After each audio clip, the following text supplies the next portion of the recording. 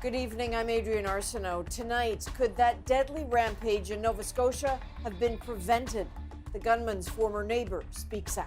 He drank quite a bit, and when he drank, he got violent. She says she reported the gunman's domestic violence and illegal weapons years ago, but nothing happened.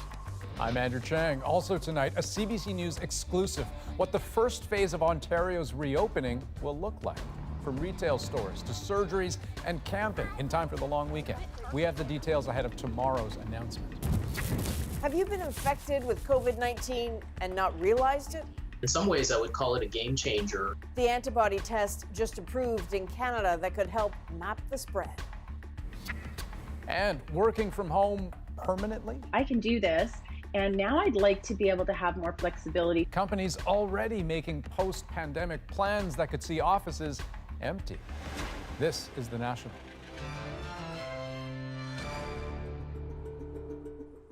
Police were warned 7 years ago about the gunman in last month's Nova Scotia shooting rampage. His former neighbor says she told officers about his history of domestic violence and his illegal firearms, and says what she saw then was so frightening she left the province altogether. Now she's speaking out because she thinks that immense tragedy, the loss of 22 lives, could have been prevented. Kayla Hounsell has her story. This is where Gabriel Wortman lived in Portapique. The twisted rubble now a painful reminder of what took place here. He drank quite a bit, and when he drank, he got violent. Brenda Forbes was Wortman's neighbor for more than a decade, until she says she became so afraid of Wortman, she and her husband fled to Western Canada last year. She says Wortman had a history of abusing his live-in girlfriend. She ran over to my house, actually, and she said that he had been beating her, and he had blocked her car in so she couldn't get away. Wortman attacked that same girlfriend during last month's shooting rampage. She survived. It was not an isolated incident. Back in 2013, Forbes says witnesses told her they saw the gunman strangling his girlfriend. And I called the RCMP, and they came down to see me, and I told them what the one fella had told me had happened, and I also said that he has a bunch of illegal weapons as well. Forbes, a veteran of the Canadian Armed Forces, says the Mounties told her they couldn't do anything about the weapons unless she had photos. Today, the RCMP declined a request for an interview from CBC News and didn't respond to Brenda Forbes' allegations. Advocates are calling for a public inquiry with a specific focus on domestic violence. Femicide has to be raised to the value that homicide is. It's opening up a caring conversation about how we can look at both crimes and evaluate them differently. Brenda Forbes says she tried to warn others in the community about what was going on at the gunman's home. She only wishes she had also told the people who purchased her home. I should have let them know what he was like, because they ended up getting killed too. Another tragic revelation in a story with still so many unanswered questions about what might have been preventable. Kayla Hounsell, CBC News, Halifax. Domestic violence is all too common, and advocates are warning the pandemic is making it worse as women are forced to spend more time at home with their abusers. As Ellen Morrow explains, help is available, but for some, it's too late. Brittany Ann Mazzaros was just 24 years old, dreaming of one day becoming a mom when she was killed. Believing that this is real has been one of the things that I cannot get over. Mazzaros' body was found in her home last month, her partner charged with manslaughter. Ashley DeJong was Mazzaros' best friend, inseparable for 17 years. She was absolutely amazing. She cared about everybody that she met. She deserved so much more. At least 9 women across Canada have died as a result of domestic violence since the beginning of April. Since the pandemic began, domestic violence has surged by as much as 30% in some areas. For every woman that is killed in Canada, there are thousands more that are at home right now living in fear. The government has pledged $50 million to help, but advocates warn the crisis is only beginning. This needs to be an ongoing conversation at the forefront of every decision making. Shelters are still open, but some, like the Redwood in Toronto, are also offering more text and online tools with exit buttons for women to log off quickly. She was an amazing person. But for Tina Tingley-McClear's family, it's too late. They're now grappling with devastating loss. I want my sister remembered as the remarkable person she was, not a victim, but a caring person who would do anything for anyone. The mother and grandmother was killed this month. The man she lived with charged with first-degree murder. I'm hoping that people hearing what happened to my sister has made it more clear that you need to get help if you're in that kind of situation. A situation facing far too many. Ellen Morrow, CBC News, Toronto. Well, now to a CBC News exclusive. We have obtained new information about Ontario's reopening plans. Tomorrow, Premier Doug Ford will announce which COVID-19 restrictions will be lifted and when. But we have some details tonight. First in line, construction work and retail. Mike Crawley takes us through it. Retail stores, shuttered for 2 months by Ontario's COVID-19 restrictions, will soon get a chance to welcome customers again. Stores that are not located inside shopping malls get to reopen, according to a draft plan of the province's first phase-out of emergency closures obtained by CBC News. Restrictions will be lifted on construction work, one of Ontario's biggest economic drivers. I think it'll allow some people to get back to work and it'll improve the psychology of the city. Pet grooming and veterinary appointments get the green light, and off-leash dog parks can also reopen. Household cleaning and maintenance businesses will be allowed back to work, and individual sport competitions without spectators can go ahead, raising the possibility of the Rogers Cup in August. Ontario Premier Doug Ford has flagged that tomorrow's announcement will be good news. Getting people ready for the next stage, which will be stage one. We aren't quite there yet, but at least it gives people to prep, time to prep, and companies to prep, and stakeholders to prep. But Ford has not said when stage one begins, nor does this draft news release obtained by CBC News. However, it does say golf courses and marinas could open as early as Saturday, allowing them to capture long weekend business. Ontario announced more than 300 new cases of COVID-19 on Wednesday. Is the reopening coming too soon? There's still transmission happening when we start opening up, that there are going to continue to be cases. But you know, we have this plan for opening up, but what is the plan for backing down a little bit? Ontarians will get the chance to picnic in parks, but not with a crowd. The province's ban on social gatherings of more than 5 people stays in place for now. Mike Crawley, CBC News, Toronto. And there are questions about neighboring Quebec's reopening plans as that province struggles to contain the virus, especially in Montreal, where plans to start lifting restrictions have been delayed until at least May 25th. The city accounts for half of Quebec's total cases and has seen 2,000 deaths.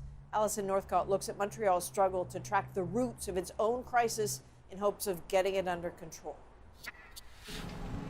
This Montreal neighborhood has become a COVID-19 hotspot. This bus, a mobile testing site. I've been feeling kind of weird the last couple of days, and I thought maybe I better get tested just to make sure.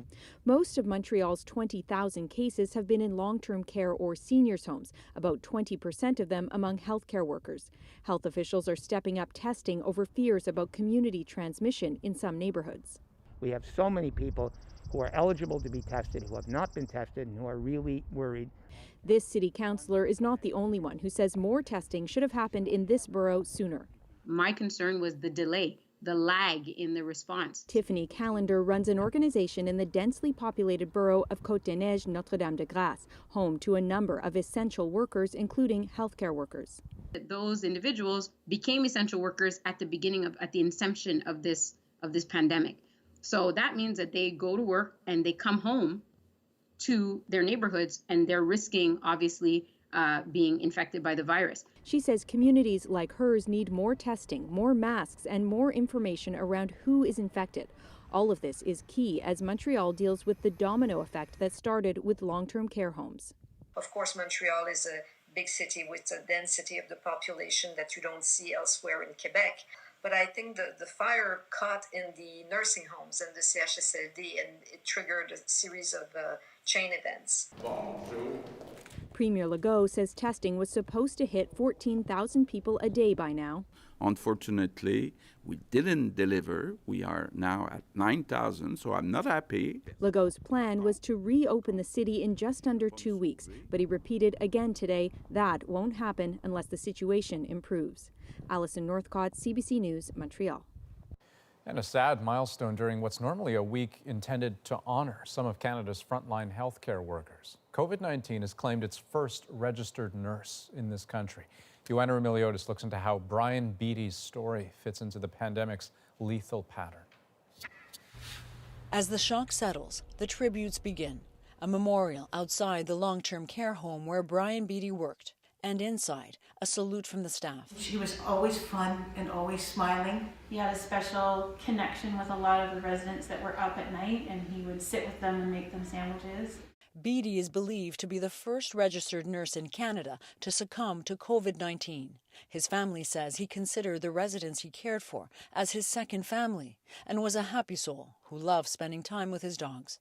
In a statement, his niece Amber Overholt says the family is devastated but will cherish his memory, adding, "We can all learn a lot from his dedication and we can all carry his laughter inside of us." Beattie's death humanizes once again the COVID-19 crisis in long-term care homes. Public Health confirmed an outbreak at the home Beattie worked on April 3rd. It's not clear if Beattie got infected at work, but his death is sounding a familiar alarm. The association representing Ontario nurses yesterday released recommendations to keep members safe during the pandemic, among them addressing staffing shortages and not enough protective gear. Whether Brian contracted COVID outside of the nursing home or inside of the nursing home, it's quite irrelevant. We have not done enough to protect our healthcare workers in general. As the death toll of caregivers in long-term care homes rises nationally, so does a demand for answers. The Nurses Union says up to a quarter of COVID cases are healthcare workers. We know the percentage, but where and how did they get infected?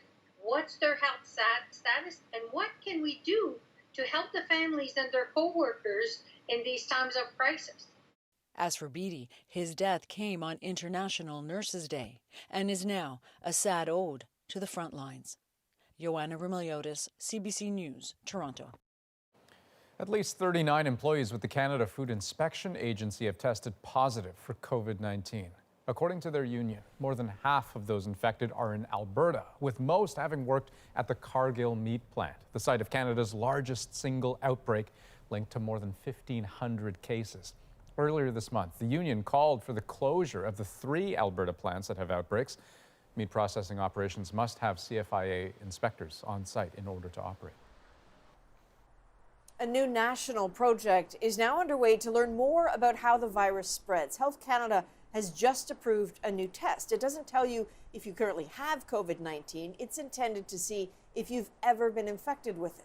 1 million Canadians are going to be tested. Christine Birak shows us why. It's great that we now have the first test. It's called Liaison, and it's made in Italy. In some ways, I would call it a game changer. Enthusiasm from doctors is rare, but this test can do what others haven't done very well.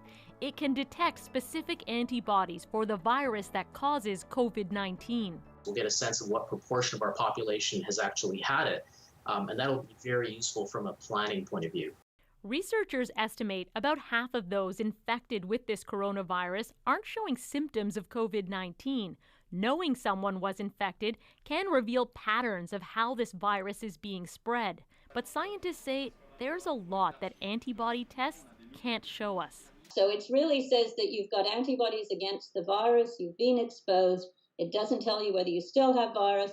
When a virus enters the body, it takes time for our immune system to produce the right antibodies to go out and destroy it. If an antibody test is done too early, they might not have shown up yet. We also don't know how many antibodies are needed to offer us immunity, and these types of tests don't detect the virus itself. So you could have antibodies and still be infectious. So you still have to protect others, you still have to protect yourself, but it's kind of nice to know how many people have antibodies. And that's what the government's immunity task force plans to find out. It will be testing at least 1 million Canadians over the next 2 years. Not quite the quick test Canadians are waiting for, but Canada's top doctor says it will produce valuable data. Right now, the foundations are being built now that you have the first test. Hopefully, with many more to follow. Christine Birak, CBC News, Toronto. There was always a fear that with the healthcare system so focused on COVID, other patients could be left in the lurch. Now, new statistics show that in the first 3 months of this year, deaths unrelated to COVID-19 were up slightly in 2 provinces, but the national data is incredibly spotty. Vicadopia looks at why it matters.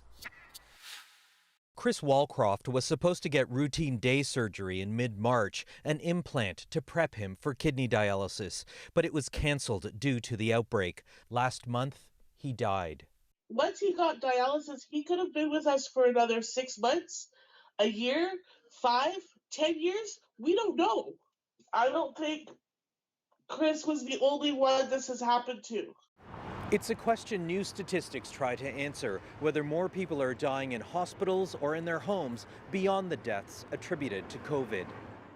In most provinces, total deaths from January to March were actually down from previous years, the exception BC and Alberta, which start to see an uptick at the end of March, higher than any of the previous 4 years. But there are big holes in the data. There are no causes of death listed, no numbers from April, the peak of the outbreak, and Ontario and New Brunswick didn't report anything. Both usually take 60 days to release that information.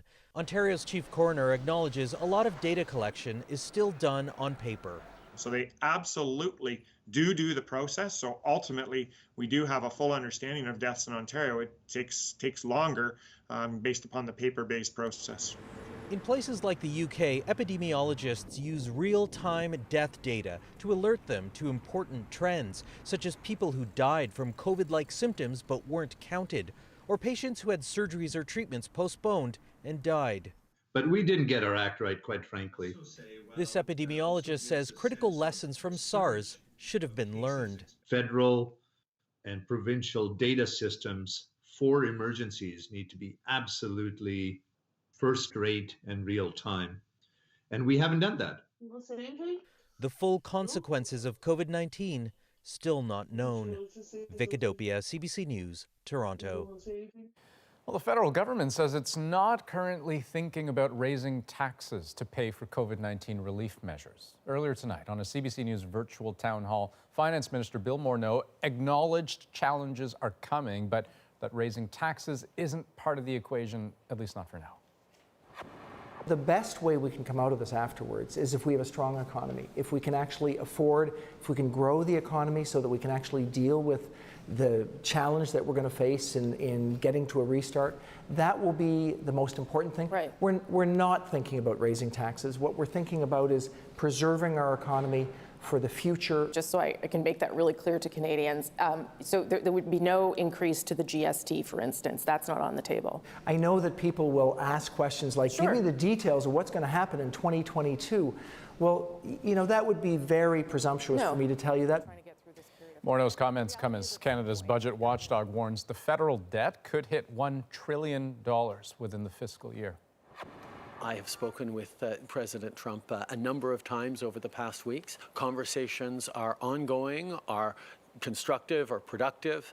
I won't make any announcements today, but I can say that things are going well.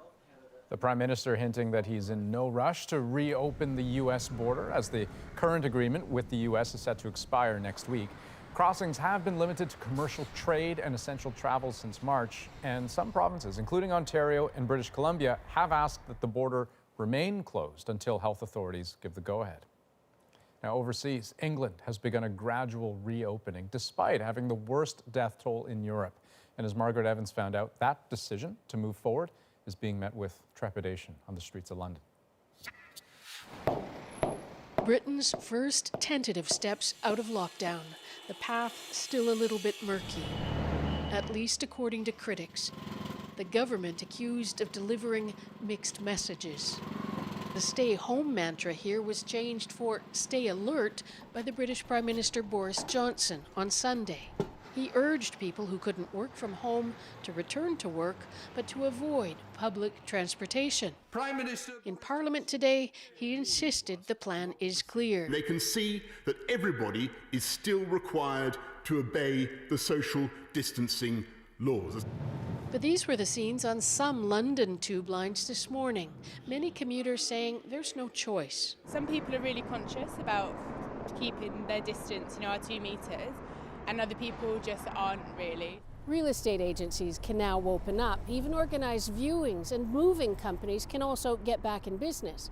You can exercise as many times as you want in a day and drive as far as you like to do it, as long as you're in England, that is. No, there was no consultation took place with the Scottish, the Welsh, or the Northern Irish government. The devolved governments of the United Kingdom says the Scottish National Party's Ian Blackford will maintain their lockdowns. We're a long way from being done, if I can put it that way, and we needed to keep the pressure up.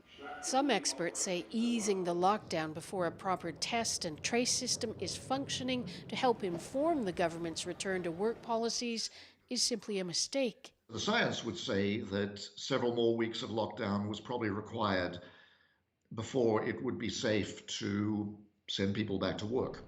The government at Westminster insists it will pull the emergency brake if there is an uptick in the infection rate. More than 33,000 people in Britain have now died from the coronavirus. Margaret Evans, CBC News, London. The economic impact of COVID-19 felt on your dinner plate. We need to have some sort of light at the end of the tunnel. Ahead tonight, from restaurants preparing to open to meat processing trying to keep you fed, we look at 2 industries hit hard. And why you might be asked to work from home even after the pandemic. When you maximize the happiness, you also maximize the productivity of your people. And the Canadian making history and breaking boundaries at Princeton University. I really hope that this achievement serves as inspiration. We're back in 2.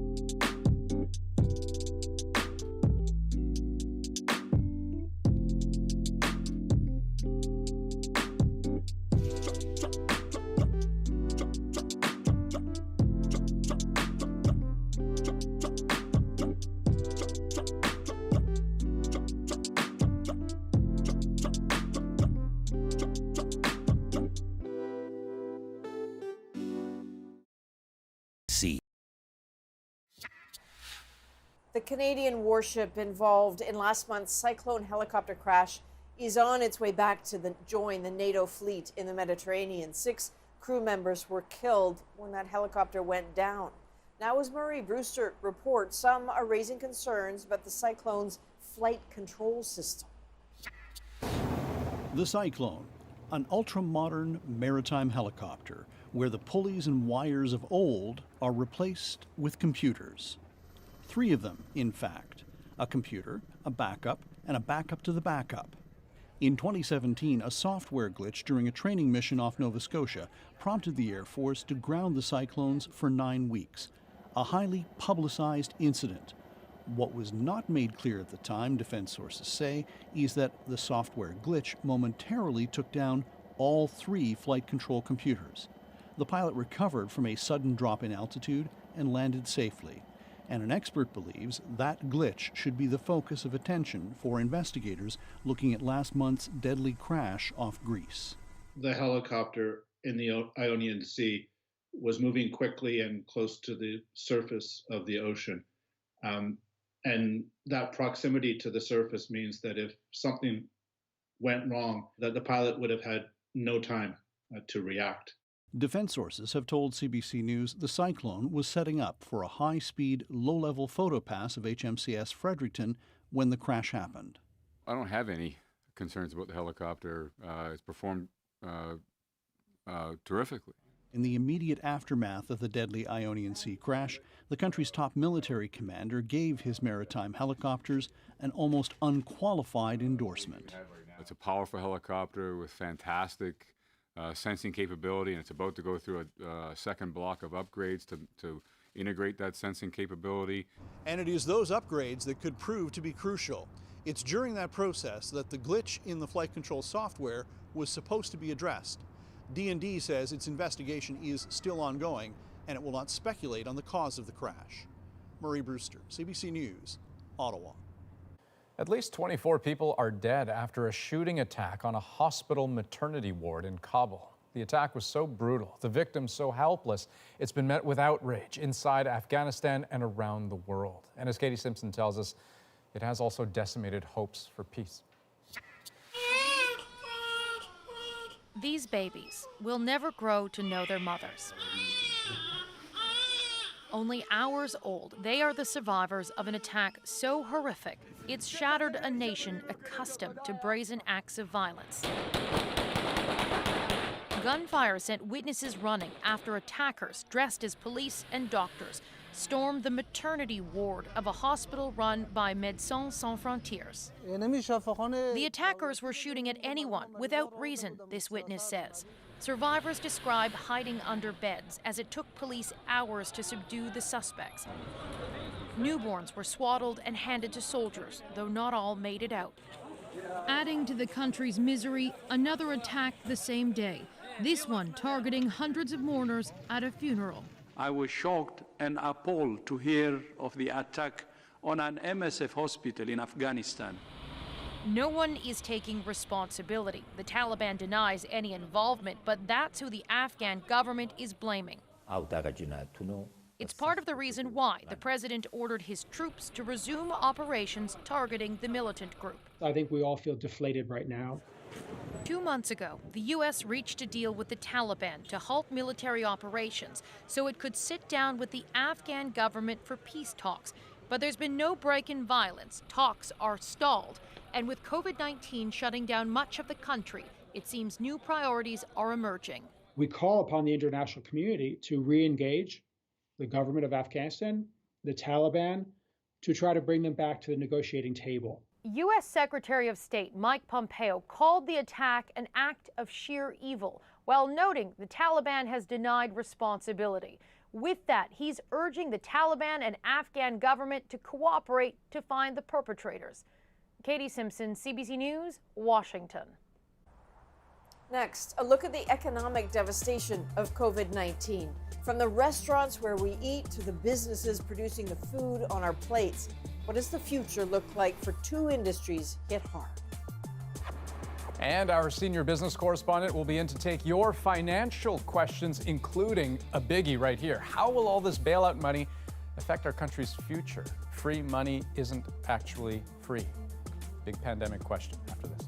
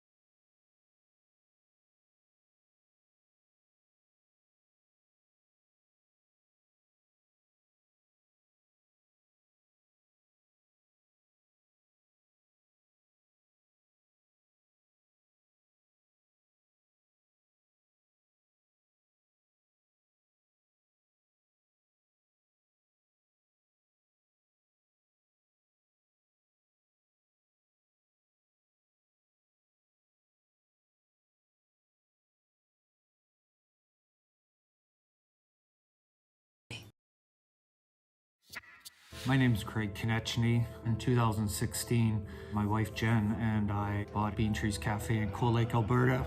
We took over a space and we built a theater. It's probably been, some of the best years of my life. And then COVID happened, and that was it. I think there's a whole range of emotions that everyone goes through. I think in Alberta, it's been particularly a hard pill to swallow. Since 2014, we've had a downturn in our oil economy, and we've just all been battling to keep our heads above water. Most days you just want to give up. I don't know what the future and what the new normal is. I think that's the hardest thing. And I hope our federal government starts to look at Alberta, not as a bunch of oil field guys that are upset because the industry has collapsed, but there's, actual real people running businesses just like everywhere else in Canada that are just trying to make ends meet. And the COVID-19 pandemic has been especially cruel to business owners like Craig. And he's far from alone. Millions are out of work or struggling financially, their futures uncertain. So as parts of the country slowly begin to reopen, CBC News is trying to get a sense of the economic burden, especially in regions like Alberta and Newfoundland and Labrador. Earlier this week, we looked at the challenges for the oil patch and the tourism industry. Tonight, how the pandemic could change how and where we eat. So Canada's beef processors are still struggling with outbreaks of COVID. Some plants have been forced to slow down or shut down completely, and that has led to questions about the country's beef supply chain. And as Aaron Collins explains, whether it needs to change.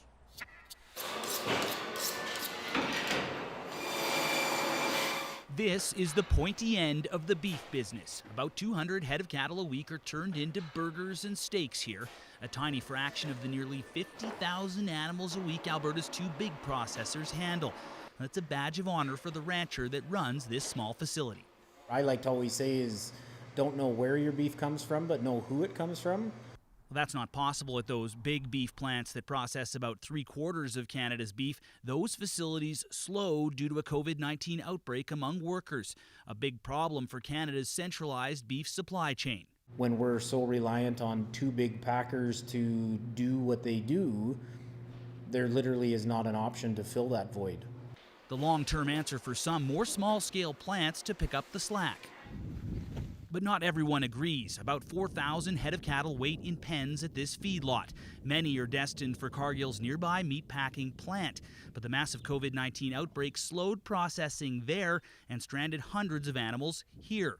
Still, the owner of this feedlot says Canada needs major processors to fill export quotas and keep costs down.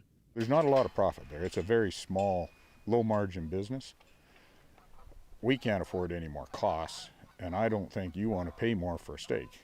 So far, beef prices haven't jumped significantly, but experts say COVID-19 means change is coming to the industry. In addition to looking at diversifying the processing portfolio, one of the drives will be to automation, which will reduce the density of people in these plants. Ranchers say the pandemic also has more people talking about where their food comes from, a good thing for all those who take it from pasture to plate.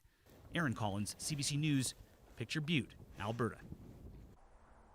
The pandemic has also obviously forced restaurants to close their doors, but now provinces like Alberta and New Brunswick are allowing them to reopen if they follow strict new guidelines.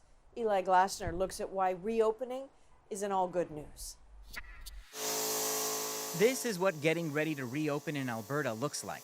On a normal Friday, Woodshed Burgers would serve 300 customers. I mean, if you wanted to, you could probably reach across and grab a fry off the next guy's table. To meet physical distancing guidelines, they're slicing capacity by more than half. But this chef is struggling with how to reopen his other restaurant where customers linger over fine food and cocktails. How do you do that while wearing a mask, gloves, and perhaps even going to the length of, scanning someone's forehead to take their temperature? Something like this comes off and sweeps you off your feet. In Toronto, where restaurants are still waiting to open, this chef worries that physical distancing will make profits physically impossible. This is a 10, maybe 8 people seating area that will probably become 2, and then we have a very narrow path. How in the world are 2 people going to pass by here with the bar? With rising costs for food and safety measures, COVID conditions have created a perfect storm for restaurants. This Halifax restaurateur has already laid off 142 employees. Now he's forced to shut the door on the restaurant his sons own and operate. So even with trying to do some sort of takeaway and only have 12 seats in the restaurant, we're sunk. There's no way around it. While the government is offering commercial rent relief, it's up to landlords to apply. Rent is absolutely a killer in terms of a fixed cost, and definitely opening the rent program to more operators would be a step in the right direction.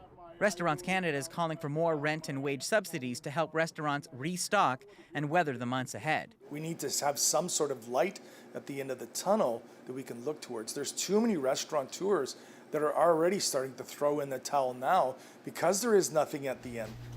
But with so many people staying home, the regulars restaurants depend on may not return anytime soon. Eli Glaster, CBC News, Toronto.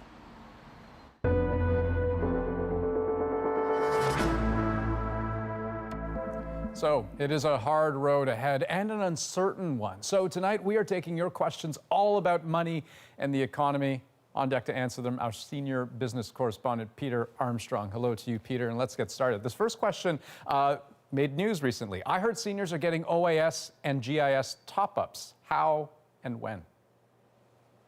Okay, I can talk about the how. I think the when is going to be a little bit more nuanced, and we hope to get more information on that. The how is actually really easy. They're going to use OAS and GIS, Guaranteed Income Supplement, to just sort of funnel this money out to eligible seniors. You don't have to fill out a form. You don't have to apply online.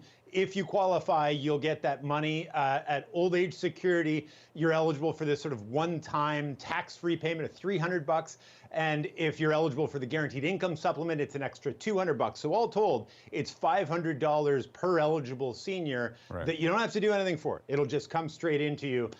The question is, when will you get it? And that we'll have to just wait and see how this one plays out. Okay, well, here's another question with hopefully a straightforward answer. Are CERB payments tax-free? No, they are most decidedly not tax-free. And it's a huge thing to remember that, yes, you're getting that money right now. And if you are eligible, you need it. And it's going to help you keep a roof over your head and food in the fridge.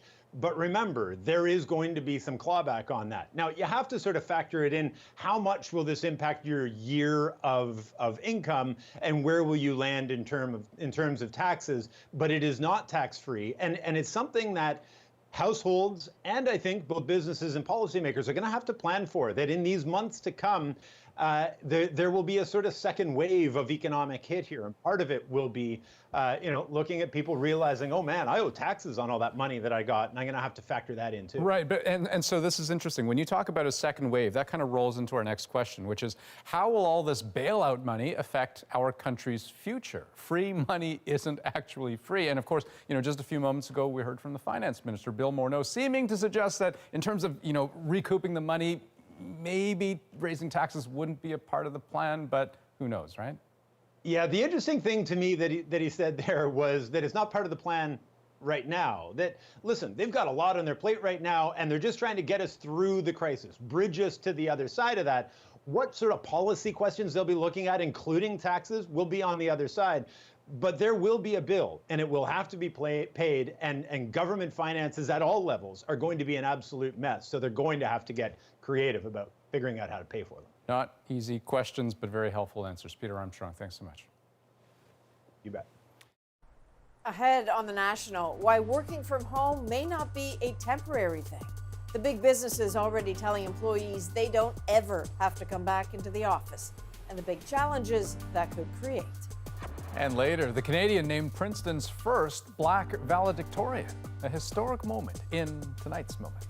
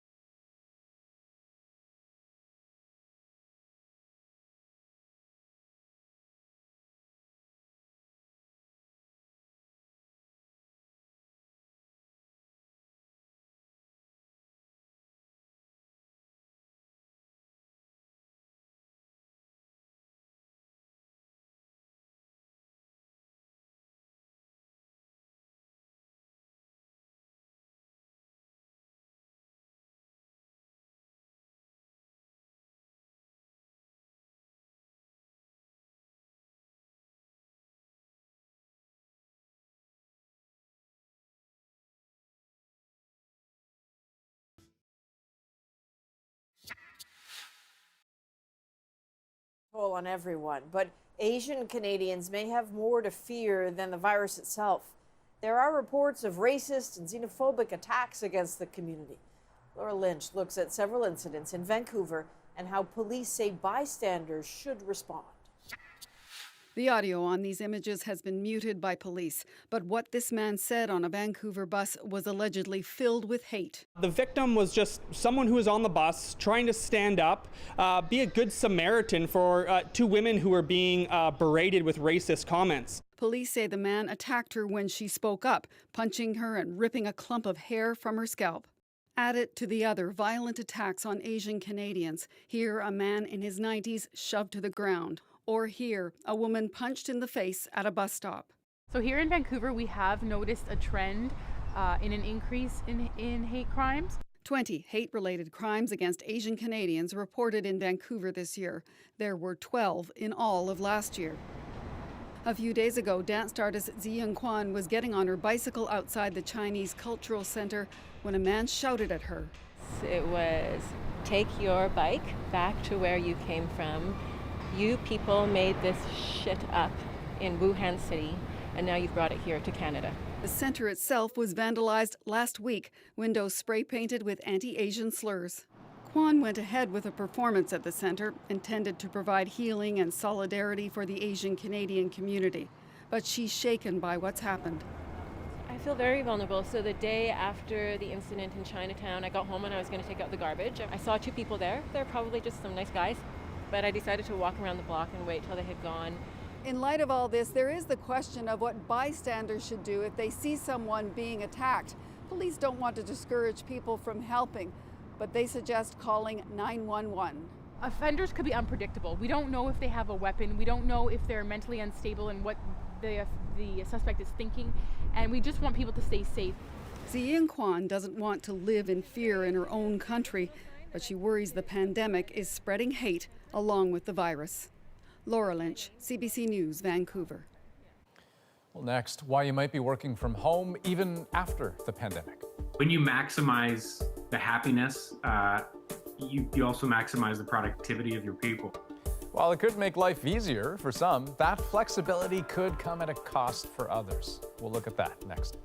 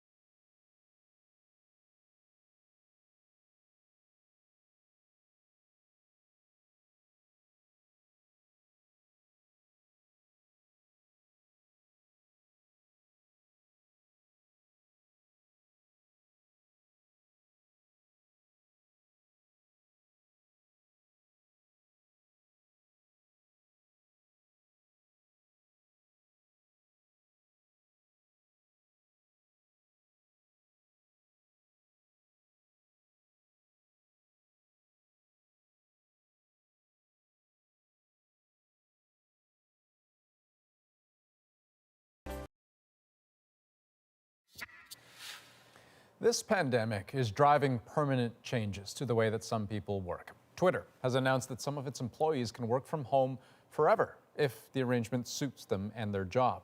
Thomas Daigle looked into the idea and what issues it might raise.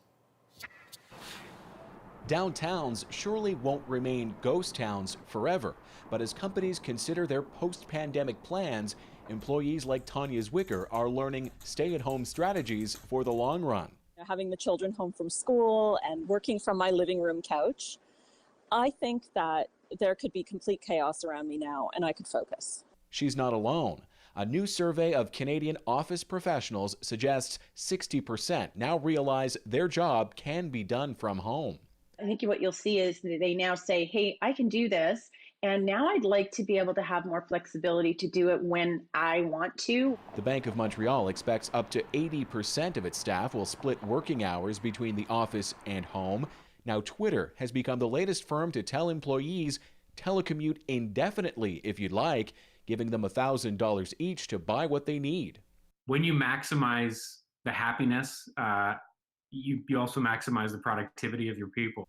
It could signal a massive shift in the way people work forever, with less office space needed in those massive towers, cutting the municipal tax base in the long run, and reducing revenue for services like the Toronto Transit Commission even sooner. The cost to the TTC just up to Labor Day as a result of the pandemic is $500 million. Then there are those in many frontline sectors for whom working from home will never be an option, a constant reminder of a class divide. Plus, if higher earners desert the downtown, then what? They're not spending money at the restaurants and the bars. What are the knock-on effects for some of those sectors where people have to be in the workplace? In other words, working from home will make life easier for some and harder for others. The kind of shift in society that won't be fully measured till years from now. Thomas Daigle, CBC News, Toronto. Well, as cities open up and people get back to work, Uber is implementing new restrictions to keep drivers and riders safe. Starting Monday, before an Uber driver or delivery person can appear online, they'll have to verify they're wearing a mask by taking a selfie using the Uber app. They'll also be asked to complete a checklist confirming they don't have COVID symptoms and that they've sanitized their hands and vehicle. Passengers will have to complete a similar checklist and must agree to sit in the back seat with windows open for ventilation. Next on The National, a name you want to remember, Nicholas Johnson. He's a Canadian making history at Princeton University. Our moment is next.